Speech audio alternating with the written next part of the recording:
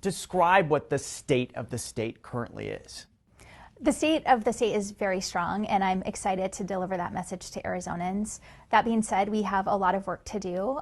There's some tough challenges that Arizonans elected me to tackle, and arguably our legislature to tackle as well. So I'm hopeful that we can work together on those things. How would you describe your plan for the next legislative session?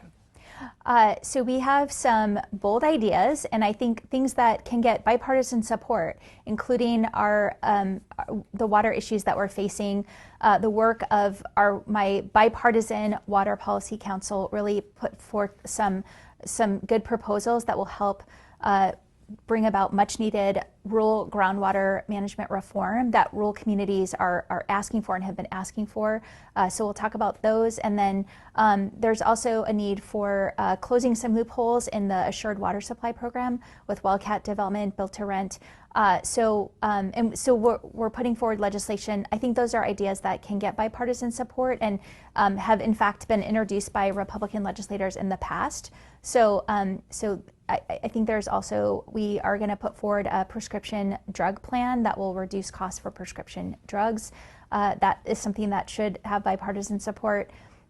Continuing progress on our housing crisis, affordable housing and homelessness. You'll see those proposals in our Save the State, and then certainly ESA reform, which arguably might not be so bipartisan or have that kind of support, but I don't think any Arizonans supported this proposal thinking that it was going to go towards grand pianos, luxury ski trips, and things like that. In looking at it, are you concerned, though, that the legislature is not going to get on board with what you're proposing? I think that out of the gate, the Speaker of the House has said this proposal is dead on arrival. And I think that we sort of knew that going into this, but we can't not make the case. And certainly last year, I called for rolling back the ESA program to the pre-universal level, and that was aspirational. Now we have more data about how much this program is costing, what people are spending it on, and the lack of accountability in the program. And there certainly should be bipartisan support for the need for some guardrails there. Are there pieces of it that you feel are more valuable than others? In other words, if you have to compromise and let some things go, are there some things that for you are non-negotiables when it comes to ESA reform? I think we laid out a menu of options that could be implemented as a whole or individually, and I would be supportive of any of those being in a final package. It's tough with private schools, right? Because private schools, obviously, the way the law is structured, have more leeway. Mm-hmm. How do you then go about trying to hold these private schools more accountable?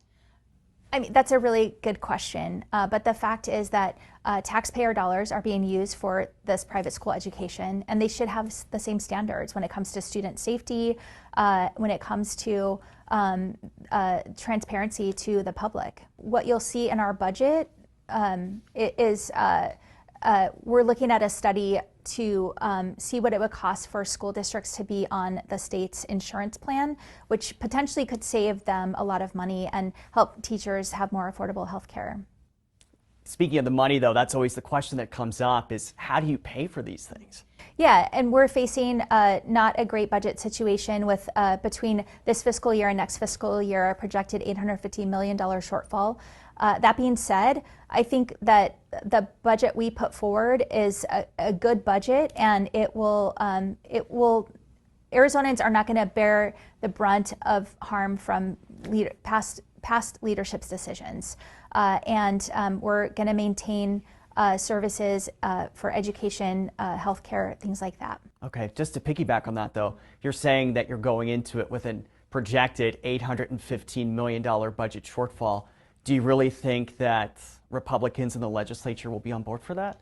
I mean, we have to balance the budget. It's the one constitutional requirement of the legislature is to do that. And so we have to, I think our budget will be a good starting point for that. I certainly don't expect that we'll get everything in there, but I do think it's a reasonable budget. And one of the things we're looking at is how we can pause some of the one-time spending that was passed in last year's budget because maybe some of those programs aren't ready to be implemented, and that will free up some revenue for needs that we have right now. Are you worried that the Lukeville port of entry could close again, or another port of entry in the state could be shut down? Yeah, I mean, I welcome the news about the reopening. The fact is that it shouldn't have happened in the first place.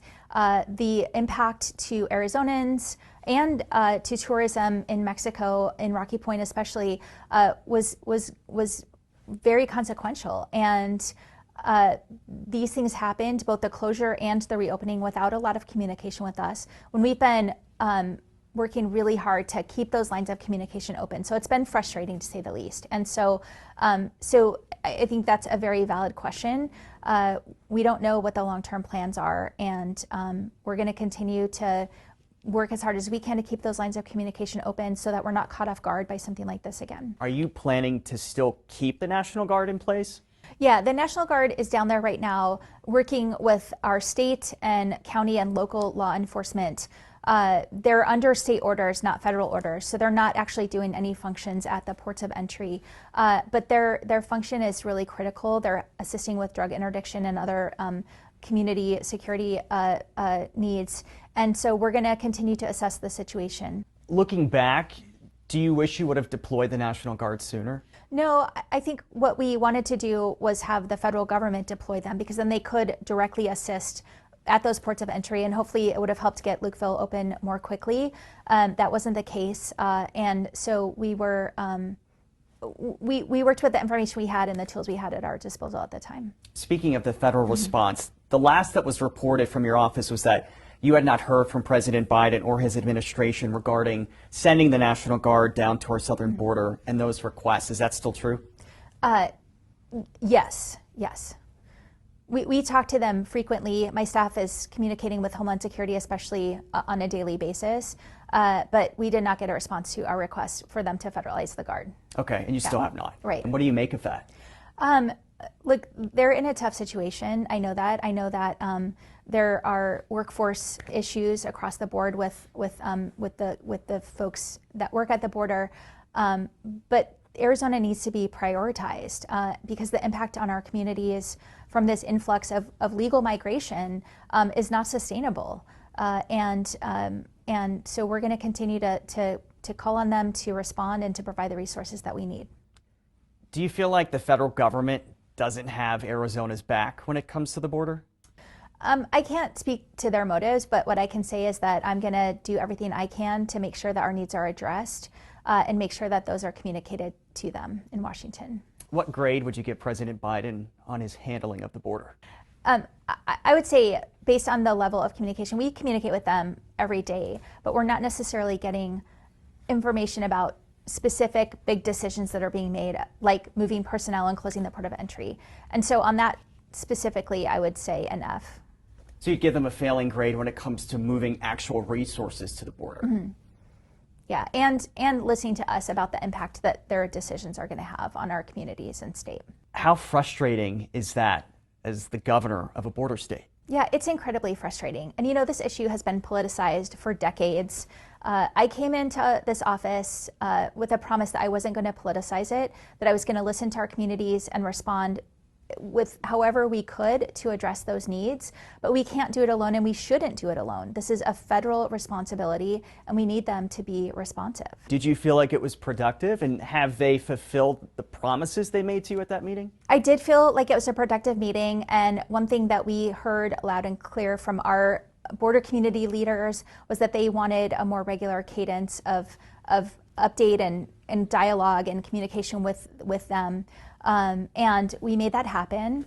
And to my knowledge, that's still happening. So, and that was, I think, the big takeaway from that meeting. Now, what I would like to see is more responsiveness based on those communications. And that's really, I think, the frustration right now. Despite the pushing that we've done, we didn't have a lot of advance notification about Lukeville. There wasn't a lot of conversation like, what would the impact be? How would this affect your communities?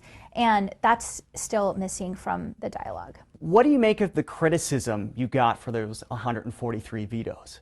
I'm not sure about criticism. I told Arizonans that I would be a backstop to legislation that didn't protect our freedoms, that didn't move us forward on the big problems that we have to solve. And I think I kept that promise, and I'll continue to do that. I'm hopeful that the need to exercise the veto pen will be more rare, but I'm ready to do that if that's needed. What would you say to some legislators on the other side of the aisle who would maybe label you as an obstructionist? I made it very clear in my State of the State that I was focused on solving problems and that I would work with anyone to do that.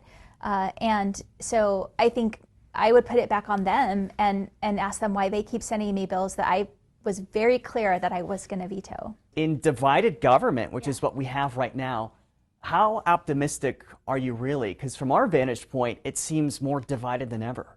And I've said that frequently. It is more divided than ever. But we did some things last year, that show that if you can put that division aside, you can get things done. The bipartisan budget that had supermajority support in both chambers, people were putting odds on us being there past the July 1st deadline. And we got it done in May. And that was because we realized we needed to buckle down and compromise and do that. Then we came back and did the same thing on Prop 400, getting that to the ballot in Maricopa County. And so we've shown it can be done. I'm optimistic that there are issues we have that have bipartisan support, and we can get it done again.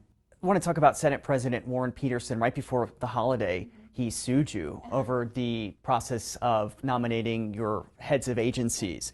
What's your response to that, and how do you continue to move forward and work together knowing that this just happened? You're getting sued because of the agency nomination issue. And we knew that was a possible consequence of the action we took when we withdrew the nominations. But the fact is that Arizonans sent me here to do a job, and the agency directors are an important piece of doing that job.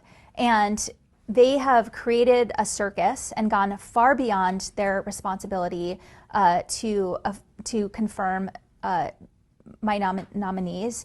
And I'm not going to let government slow down. I'm not going to let them stop our agencies from delivering for veterans and small businesses, and again, do the job that Arizonans elected me to do. So we're going to continue down that path. I'm hopeful that we can come to some resolution. Last year, we talked about the need to increase affordable housing, and we were able to make historic investments in that with a $150 million deposit into the Housing Trust Fund. On top of that, additional resources for homeless services. What you'll hear this year and what we're focused on is how we can deliver for more middle-class Arizonans with mortgage assistance primarily, and we have a big plan to do that. Is it enough, though, to help Arizonans that are hurting right now? That's a really good question, and I hear every day from Arizonans that despite how great our economy is doing, that they're not feeling it, and so we need to provide relief, and we're going to continue to look for ways to do that. We didn't get to this point overnight, and we're not going to get out of it overnight, but I think this will go a long way towards helping Arizonans who really need that support. Do you have any concerns as we head into election season, especially here in Arizona? The last two cycles have been pretty wild, to say the least. Yeah, I think one of my biggest concerns is the loss of institutional knowledge that we have had in election departments across the state. Several counties lost longtime election directors or county recorders. So that's concerning. I know that when I was Secretary of State, we worked to help provide as much support as we could to newer folks in those offices. And I know that the current secretary, especially having been a county recorder during the 2020 election, knows firsthand what that experience is like, and that they're providing the support that they can as well. The legal challenges we saw in 2020 are going to be as great or more in 24, and we have to be ready for that. How do you begin to restore faith in our systems? I mean, that's the question I've been asked since 2020, and it's incumbent upon leaders to continue to tell the truth, and that's what I did as secretary. I'll continue to do that as governor, speak out against the lies and the conspiracies. But we're not the ones who broke it. And these folks who keep peddling and conspiracy theories and lies, my former opponent who keeps saying that she's still the rightful governor of this state, it's ridiculous. And they need to stop doing that. I can't make them stop, right? But so I'll continue to do what I can as governor and use the platform, tell the truth, and do what I can to maintain the integrity. Our state is growing so much. Yeah. How do you balance that, the need for growth and to support that, but then also the need to preserve our water? Yeah, so specifically to the Fonda Monte lease, the leases that they hold in the transportation basin are unique. They're on state trust land. So we have an obligation to ensure that state trust land is being used to the highest benefit of the beneficiaries. That hasn't been done, and we're working to do that. So we're not just looking at the Fonda Monte leases, but other similarly situated leases, both in the Butler Valley and Harquahala. So we're doing that. And then,